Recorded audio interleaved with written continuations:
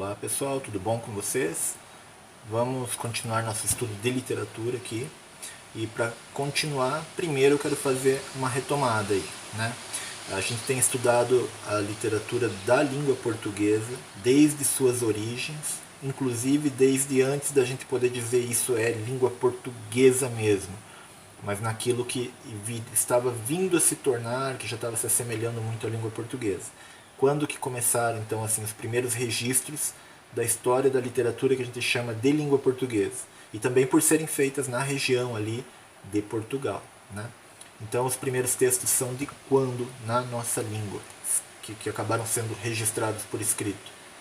São de 1100 e pouco, 1200 ali, dessa época, os textos do trovadorismo. Mas lembrando, que eram os textos do trovadorismo? Eram letras de música, né? Por que a gente ainda tem por que reescreveram essas letras de música? Para guardar, escreveram aonde? Nos livros chamados de cancioneiros, que reuniam várias composições musicais dos trovadores, beleza? Lembrando que a letra de música é prima da poesia, ou é mãe da poesia, né? Que geralmente primeiro se compunha para se cantar, e depois, com o desenvolvimento da escrita, com o desenvolvimento da cultura, da sofisticação literária, passou-se a escrever só no papel e tornar a letra da música independente da música, da sonoridade musical e instrumental, e virou poema, né? Então assim, os primeiros textos da nossa língua são as cantigas, as letras de música dos trovadores medievais, que estão registradas nos cancioneiros, que são esses livros que compilam uma série de textos ali para que não se percam. Então, com o desenvolvimento dos reinados, com o fortalecimento ali, enriquecimento cultural ao longo dos tempos, que foi gradativamente sendo retomado depois que se expulsaram os árabes ali daquela região da Europa, onde é Portugal, onde é Espanha. Ao longo do tempo, então, eles começaram a sofisticar mais as letras, começou a ter um público já letrado, e começou a escrever poesia. Isso se deu junto ali com a época do humanismo, né, que a gente estudou como a época do humanismo, a poesia palaciana, que era feita nos palácios, porque quem sabia ler e escrever na época ou era do clero, né, da igreja, ou era o pessoal da nobreza. O pessoal do clero da igreja estava relacionado à religião, não iam fazer poemas, poema de amor, esse tipo de coisa, né? Não faria muito sentido. Se faziam escondidinho. Mas o pessoal do palácio, sim. Então começou a se cultivar poesia nos palácios na época do humanismo, porque o humanismo começou a abrir a mente, abrir as possibilidades humanas para estudo científico, para pensamento filosófico, para fazer artístico menos limitado, assim, aberto, não apenas para a religião, né? Então surgiu a poesia palaciana, começaram a se fazer crônicas históricas, contar a história dos reinados, de tudo que está acontecendo ali. Então, registros históricos na língua portuguesa começaram a surgir também. E já para o final ali do humanismo, já chegando no Renascimento em si, surgiu esse grande escritor da nossa língua, que era Gil Vicente. Não é o grande escritor da nossa língua, mas esse primeiro grande escritor da nossa língua, que é Gil Vicente, que escreveu o quê? Teatro. A gente já viu, né?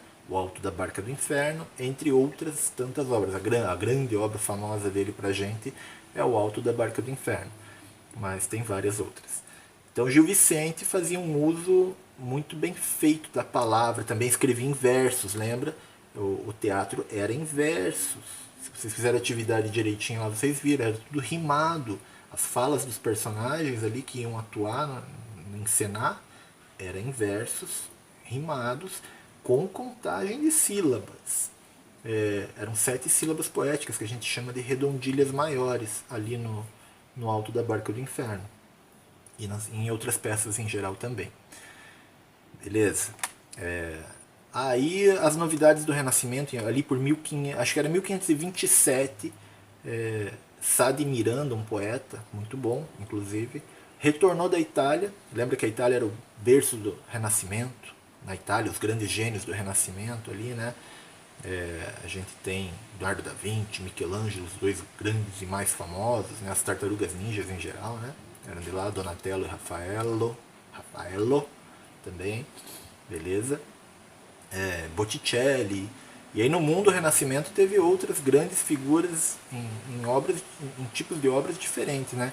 Mas na literatura aí o mais famoso é Shakespeare. E em Portugal nós temos o nosso renascentista mais consagrado, que é o escritor mais consagrado da língua portuguesa até hoje. Já vai fazer 500 anos aí que o cara... 450, né? Que o cara publicou a grande obra dele e ele até hoje é tido como o cânone, o mais influente da língua portuguesa, que é Camões, né? Na literatura a gente chama o Renascimento ali em Portugal de classicismo, beleza? Porque retorna os ideais clássicos que era de Grécia Antiga e de Roma. Então o que Camões fez? Ele fez uma grande obra que justamente retomou aqueles ideais clássicos. Ele sacou que se ele quisesse fazer uma grande obra para ele se dar muito bem, acho que tem muito isso na obra dele, assim, para ele se alçar como um grande escritor, ser reconhecido como um grande escritor. Em vida não foi, tá? Coitado, se ferrou por causa disso. Morreu meio amargo por não ter tido o reconhecimento que esperava e que merecia, inclusive. Mas ele teve a grande sacada. O que eu faço para me destacar de outros bons escritores que existem aqui, né? Eu também escrevo sonetos, igual o Sá de Miranda, igual o Antônio Ferreira escreve sonetos muito bem. Eu sou um grande sonetista, mas isso não vai me alçar tanto. Então o que eu faço? Deixa eu ver. Quais são as maiores obras da literatura da história da humanidade ocidental aqui, né? Homero e Virgílio são os dois grandes nomes. Homero com a Ilíada e a Odisseia, Virgílio com a Eneida, Grécia Antiga, Roma Antiga. O que eles fizeram? Epopeias. Eles fizeram grandes poemas narrativos, não é poema lírico, então é do gênero épico, né? Grandes poemas narrativos que tinham como figura central, como protagonista, um herói, e esse herói representava um grande valor do seu povo. Então, assim, exaltava o seu próprio povo pela figura de um herói em um longo poema narrativo. Beleza? O que Camões fez? Fez exatamente isso. Ele fez este longo poema narrativo chamado Os Lusíadas. Ele tem aqui 8.816 versos, todos decassílabos, todos seguindo um padrão de rima. Eles são divididos em estrofes de 8 versos. E daí as rimas são assim: o primeiro rima com o terceiro, que rima com o quinto, o segundo rima com o quarto, que rima com o sexto, e o sétimo e o oitavo rimam entre si, que fica assim, chamando cada rima diferente por uma letra, né? Então fica A, B, A, B, A, B, C, C, ao longo das 1102 estrofes dos Lusíadas. Ele segue esse padrão. Fora isso, a obra é riquíssima em conhecimentos mitológicos, mais uma referência à antiguidade clássica. Traz muito conhecimento da história de Portugal, de reis, de eventos que marcaram a história de Portugal até então, né? Até a época que ele escreveu. O livro foi publicado em 1572. Então, com esse livro aqui, numa linguagem super erudita, super bem trabalhada, Camões conseguiu colocar o pilar da literatura, mas também da língua portuguesa. Por quê? Porque agora Portugal não era mais como outros reinadinhos pequenos ali que falavam um dialeto. Agora Portugal tinha na língua portuguesa um grande monumento a se guardar. A língua portuguesa foi promovida a uma língua de cultura. Entenderam? Para uma língua ser promovida a uma língua de cultura, ela tem que ter grandes obras que alcem a esse patamar. Camões fez isso com a língua portuguesa. E ao fazer isso, ao colocar esse monumento, ele disse ao mundo assim, e mostrou aos portugueses algo assim: esta é a língua portuguesa. Olha que coisa linda que é a língua portuguesa. Olha o que você consegue compor de maravilhoso com a língua portuguesa. E depois, mais tarde, gramáticas foram feitas com base em Camões. Mas ele ajudou a fixar a ortografia também da língua portuguesa. Então isso freou que a língua fosse se alterando no mesmo ritmo que ela vinha sendo, certo? Porque agora, se a gente se continuar alterando muito a língua, a gente se distancia disso daqui, que é o grande monumento da nossa língua. Então, a importância dessa obra é gigantesca, tanto para a história da língua portuguesa, quanto para a história da literatura. Guarda bem aí, tá? Camões é considerado aí o grande gênio da nossa língua. Acabou ofuscando os seus contemporâneos. Tem sido discutido há quase 5 séculos, vai continuar sendo sempre enquanto haja língua portuguesa. Até hoje em dia, alguns dos grandes críticos da literatura, por exemplo, Harold Bloom, que tenta fazer assim, quem são os grandes nomes da literatura universal, quer dizer, ocidental. Ele fala mais aqui do Ocidente, porque em geral a gente não conhece tão profundamente a literatura do Oriente, né? As culturas não dialogam tanto assim. Mas até o Harold Bloom, crítico literário norte-americano, que é o mais célebre dos estudos literários, até ele reconhece Camões. E ele sempre puxa muito a sardinha para a língua inglesa. Então são poucos autores de outras, são proporcionalmente poucos autores de outras línguas que ele coloca como os grandes da história da literatura universal. Camões está lá. Ele colocou Camões. Não colocou só Camões da língua portuguesa, tá? Ele fala inclusive do nosso Machado de Assis, brasileiro, o único que ele menciona como entre os maiores ali é Machado de Assis. Coloca Fernando Pessoa também, que é outro gênio da literatura portuguesa, já do século XX. Tá, então vamos falar um pouquinho sobre Os Lusíadas agora, que é esta obra, esse grande monumento. Afinal, o que é Os Lusíadas? Que nome é esse? Os Lusíadas. Lusíadas tem uma referência mitológica que não cabe aqui, a gente fica detalhando, mas Lusíadas tem a ver com luso, que quer dizer de Portugal, tá? Lusitanos, os lusitanos são os portugueses, os países lusófonos que falam português. Então, luso quer dizer português. Então, os Lusíadas a gente poderia entender basicamente assim como os portugueses, certo? Então, o nome da obra já carrega o nome do seu povo. O que ele trata? O que narra? O que é narrado em Os Lusíadas? Qual foi o grande feito heróico dos portugueses que Camões escolheu para representar? Homero, lá na Grécia Antiga, escolheu o que para representar a grandiosidade dos gregos? Guerra de Troia, né? Na Ilíada pegou ali a treta envolvendo Aquiles, ali mas seja problemático ou não, Aquiles era um guerreiro, como guerreiro inigualável. E na Odisseia pegou o retorno de Odisseu e a sagacidade de Odisseu para conseguir retornar à sua casa, depois da Guerra de Troia, certo? Então, o passado heróico dos gregos tinha relação com a Guerra de Troia. Os heróis gregos eram os heróis da Guerra de Troia. Virgílio na Eneida, artista romano do século I a.C., o que Virgílio pegou para ser o grande feito heróico que representa seu povo? Mas ele também pegou a Guerra de Troia, só que ele pegou um herói troiano que acabou se permitindo que ele sobrevivesse, que era Enéas. Então Enéas saiu da Guerra de Troia, passou por grandes aventuras marítimas, até chegar onde ele tinha que cumprir seu destino, que era na região de Roma, para fundar Roma. Então seria uma fábula aí da fundação de Roma por um grande herói que era da Guerra de Troia também. Mas os portugueses não tinham relação com a Guerra de Troia, já estava muito longe. Então o que ele pensou? Vamos pensar na história de Portugal.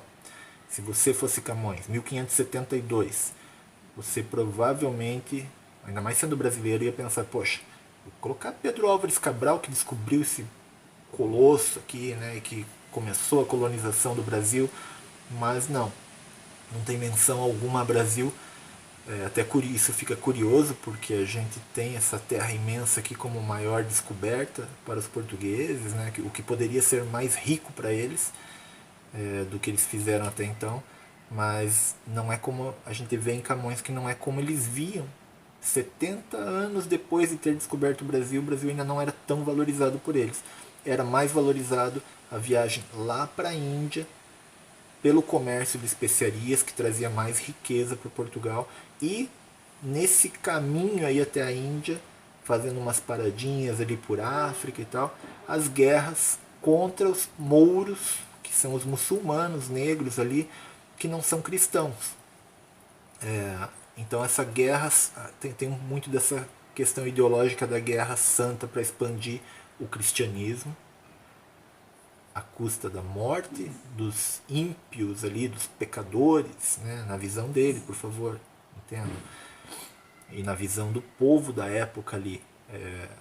Eu estou levando o cristianismo. Se não aceita e morrer por isso, eu estou fazendo uma limpeza, inclusive, espiritual aqui. Era a visão que se tinha, né?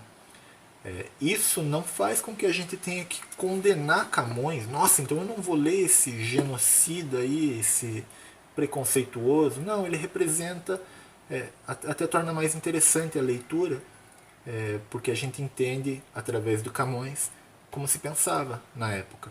E se você vivesse lá na época, dificilmente você não ia pensar assim também. Então a gente não pode ler uma obra que é fruto de uma época, que é fruto de um povo, com o pensamento que a gente tem hoje e condenar simplesmente por isso. Ah, ele é machista? A sociedade era toda machista. Ele não era um grande... Ele não era um reformador social.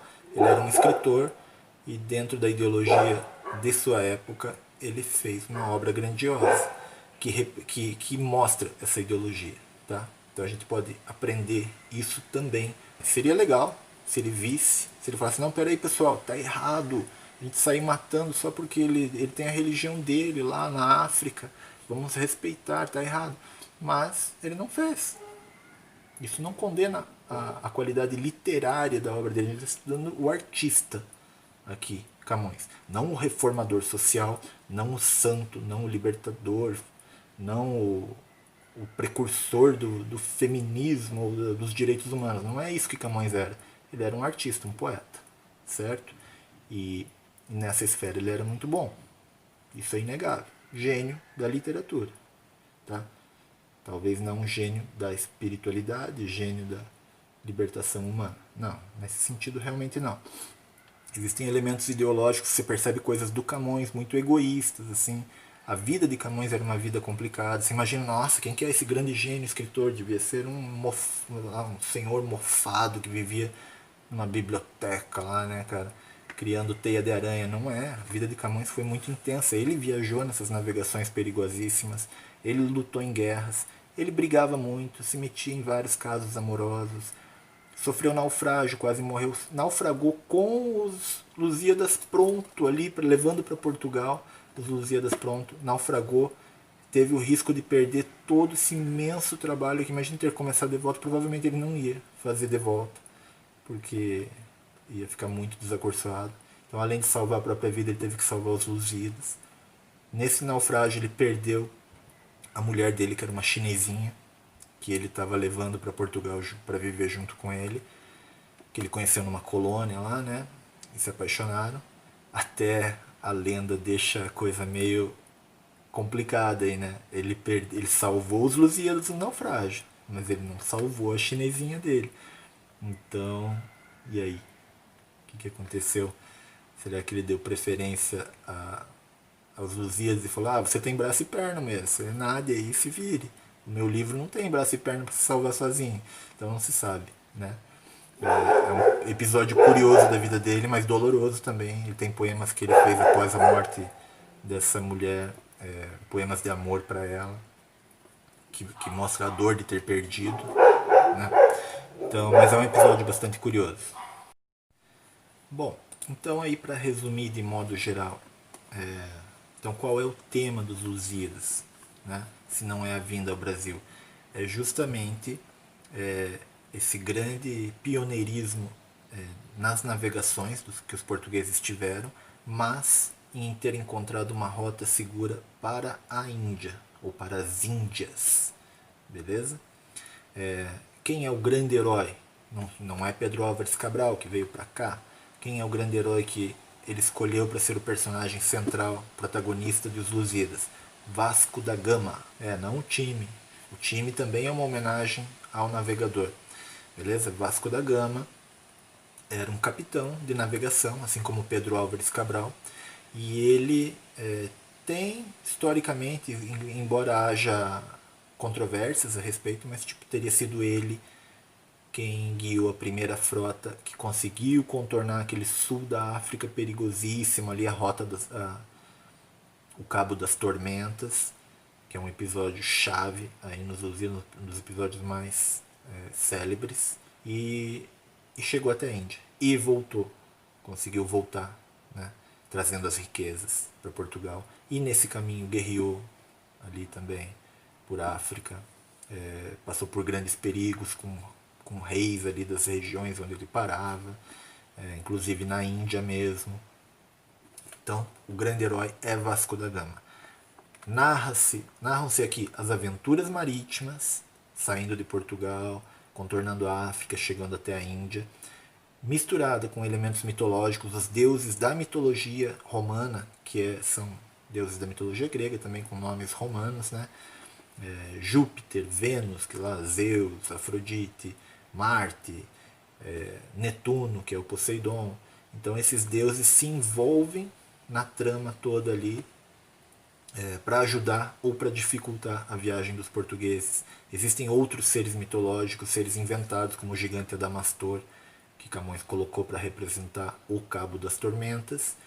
E tem episódios da história de Portugal. O mais célebre deles é uma história de amor malfadada, uma história trágica de amor de um rei, que é uma história real, de um rei, do filho de um rei, ali de um príncipe, por uma dama que não era aprovada para ser esposa dele, e todo o fim trágico que isso teve. Camões retoma, alguns dizem que é o trecho mais bonito dos Lusíadas. Ele faz a defesa dessa dama, Inês de Castro, que foi injustiçada ali e que foi assassinada pelo crime de amar o príncipe e de ter se relacionado com o príncipe que também a amava. É uma história bem interessante essa da Inês de Castro, de fato. Beleza? Então essa é a história dos Lusíadas. Os grandes navegadores comandados por Vasco da Gama, lutando contra e com a ajuda de forças mitológicas ali da mitologia greco-romana, fizeram toda essa glória, guerrearam, expandiram o império português ali pelo mundo inteiro, né, por África, por Ásia. Então é isso, beleza? Nesse primeiro vídeo sobre os Lusíadas de Camões, a gente tem essa ideia geral, tá? Eu jamais pediria ou exigiria que um aluno meu lesse na íntegra os Lusíadas, porque é difícil pra caramba, principalmente pelas referências históricas e mitológicas. Isso que faz com que seja mais difícil, porque não é só coisas básicas da mitologia, ele pega detalhes bem difíceis, então você tem que ficar lendo notas explicativas à medida que você vai lendo o texto. A linguagem também é difícil, mas não impossível, dá para entender boa parte, assim. Mas a linguagem não é fácil. Então logo vai ter um outro vídeo, vai ter uma atividade desse vídeo aqui, com essa introdução. E vai ter um material impresso para vocês darem uma lida, darem uma reforçada também ali antes de fazer a atividade. E na sequência a gente vai estudar mais um pouquinho sobre essa grande obra da língua portuguesa. Falou, abraço.